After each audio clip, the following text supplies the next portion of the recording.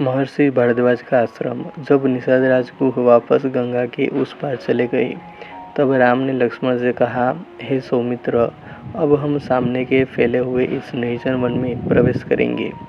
वह भी हो सकता है कि इस वन में हमें अनेक प्रकार की भयंकर स्थितियों और उपद्रवों का सामना करना पड़े। कोई भी भयंकर प्राणी किसी भी समय किसी भी ओर से आकर हम पर आक्रमण कर सकता है। अतः तुम सबसे आगे चलो, तुम्हारे पीछे सीता चलेगी और सबसे पीछे तुम दोनों की रक्षा करते हुए मैं रहूँगा।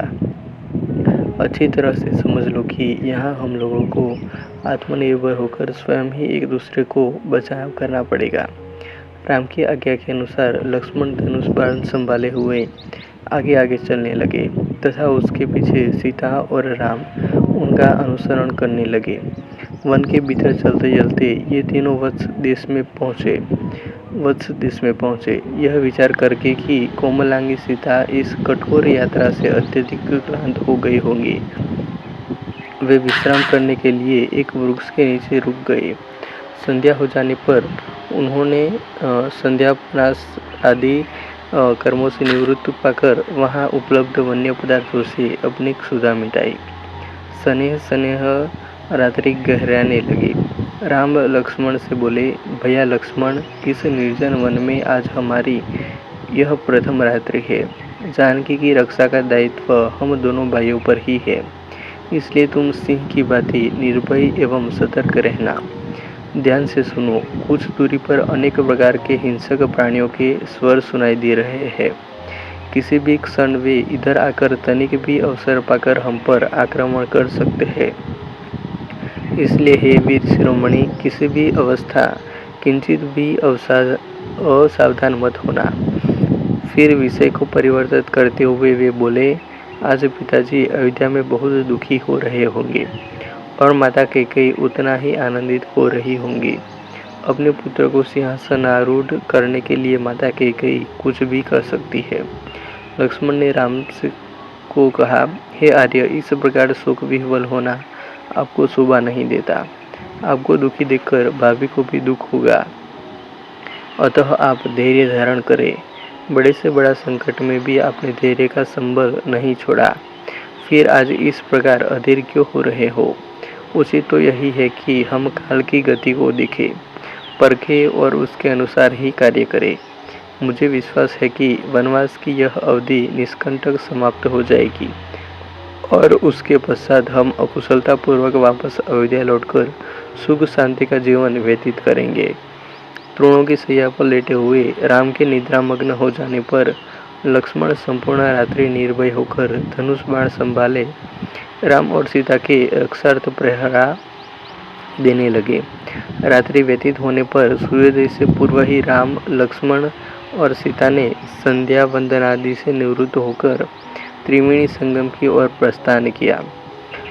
मार्ग में लक्ष्मण ने कुछ वृक्षों के स्वादिष्ट फलों को तोड़कर राम और सीता को दिया तथा स्वयं भी उनसे अपनी क्षुधा शांत की।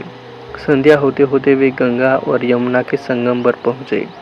कुछ देर तक संगम के रमणीक दृश्य को देखने के बाद राम बोले, लक्ष्मण, आज की इस यात्रा ने हमें महातीर्थ प्रयागराज के निकट पहुंचा दिया है।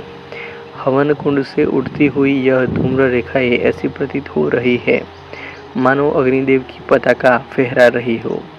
हवन के इस धुएं की स्वास्थ्यवर्धक सुगंधि से संपूर्ण वायुमंडल आपूरित हो रहा है। मुझे ऐसा प्रतीत होता है कि हम महर्षि भारद्वाज के आश्रम के आसपास पहुंच चुके हैं। संगम की उस पवित्र स्थली में गंगा और यमुना दोनों ही नदियां कल कल नाद करती हुई प्रवाहित हो रही है। निकट ही महर्षि भारद्वाज का आश्रम था। आश्रम के भीतर पहुंचकर राम ने भारद्वाज मुनि का अभिवादन किया और कहा, हे महामुने, अयोध्यापति महाराज दशरथ के पुत्र राम और लक्ष्मण आपको सादर प्रणाम करते हैं। भगवान पिता की आज्ञा से मैं 14 वर्ष पर्यंत वन में निवास करने आया हूँ। ये मेरे अनुज लक्ष्मण तथा मेरी पत्नी मिथिलापति जनक की पुत्री सीता है। उनका हार्दिक सत्कार करने तथा बैठने के लिए आसन देने के पश्चात मुनि भारद्वाज ने उनके स्नान आदि की व्यवस्था किया। और उनके भोजन के लिए अनेक प्रकार के फल दिए।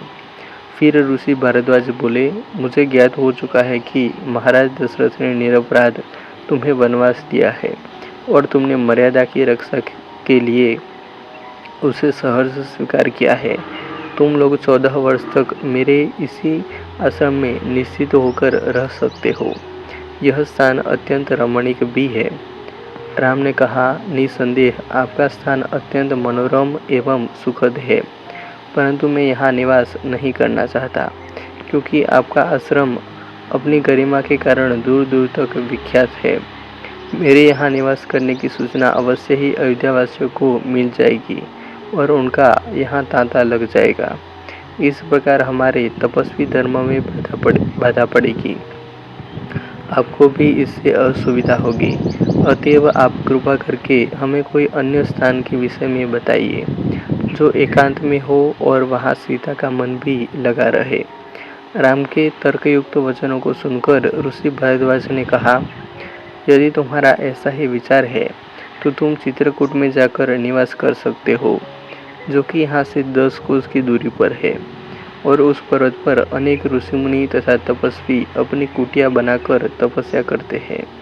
वह स्थान रमणीक तो है ही, और फिर वानर, लंगूर आदि ने उनकी शोभा को द्विगुणित कर दिया है। चित्रकूट की सबसे बड़ी विशेषता यह है कि अनेक ऋषि मुनियों की तपस्या स्थली रही है, जिन्होंने मोक्ष प्राप्त की है। महर्षि भारद्वाज ने उन्हें उस प्रदेश के विषय में और भी अनेकों ज्ञातव्य बातें बताई। रात्रि हो जाने पर तीनों ने वहीं विश्राम किया। कहानी अच्छी लगी हो तो ऐसे ही और कहानियों के लिए वीडियो को लाइक, कमेंट और शेयर कर दीजिएगा, और चैनल को अभी तक सब्सक्राइब नहीं किया हो तो सब्सक्राइब कर लेना। मिलते हैं और एक वीडियो में। जय हिंद, वंदे मातरम।